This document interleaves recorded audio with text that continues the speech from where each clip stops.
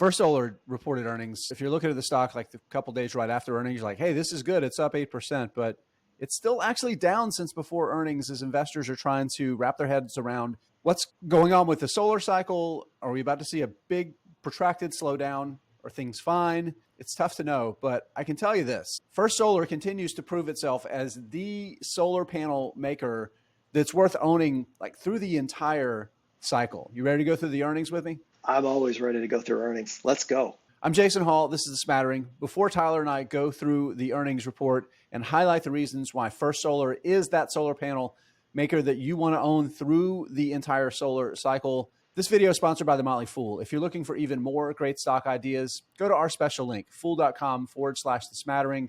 The Motley Fool is going to give you its 10 best stocks to buy right now. I'm going to pull up a screen share here. Stock is down, but so far year to date, it's down from the high over the summer, like so many stocks are. It's down pretty substantially.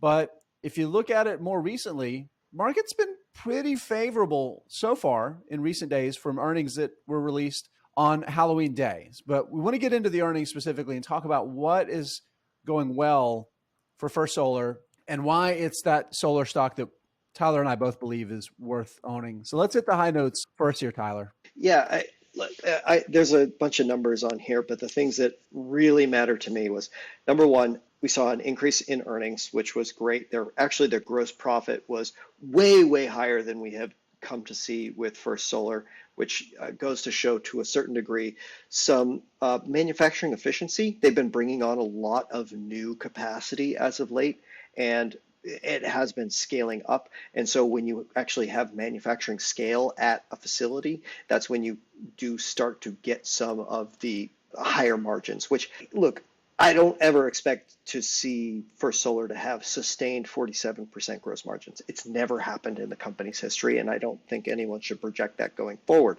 It was a nice, think of it as a bumper crop, if you will, in terms of margins and things like that. But it does seem to be indicative of the improving manufacturing efficiency that the company's having and some pricing power that it's getting from the panels that it's selling. Again, First Solar is a utility scale provider of panels. They don't do residential. You're not going to see anybody having First Solar panels on a rooftop.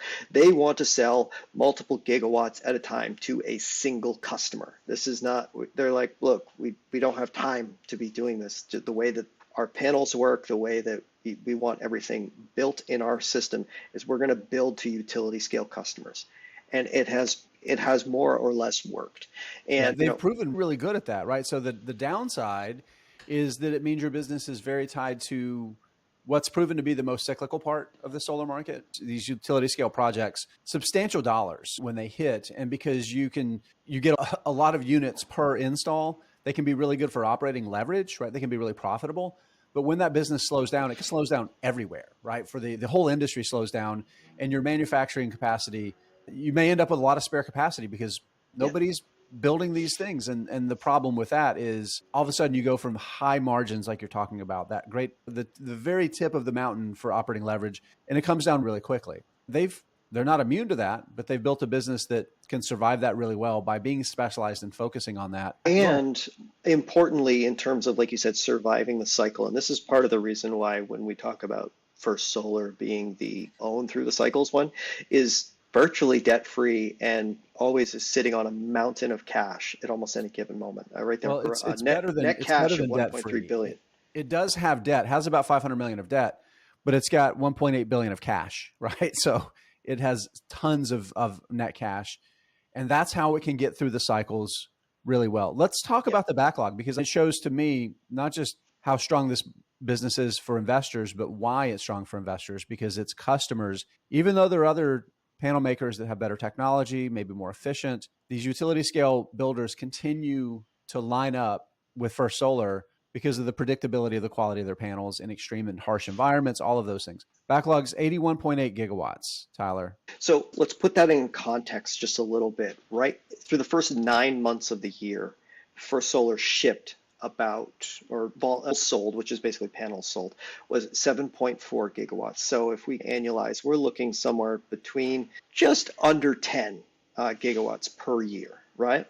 And with an 81 gigawatt backlog, you're looking about 8 years worth of production just sitting there, waiting to be fulfilled. That is a really long runway for a company to this size. Now, that's static. Like they're making some pretty significant investments in expanding capacity. They're currently expanding a facility in Ohio. They're going to build one in Louisiana. They're building one in Alabama. They're expanding big time in India, which has been it's like the one international market where they're beginning headway.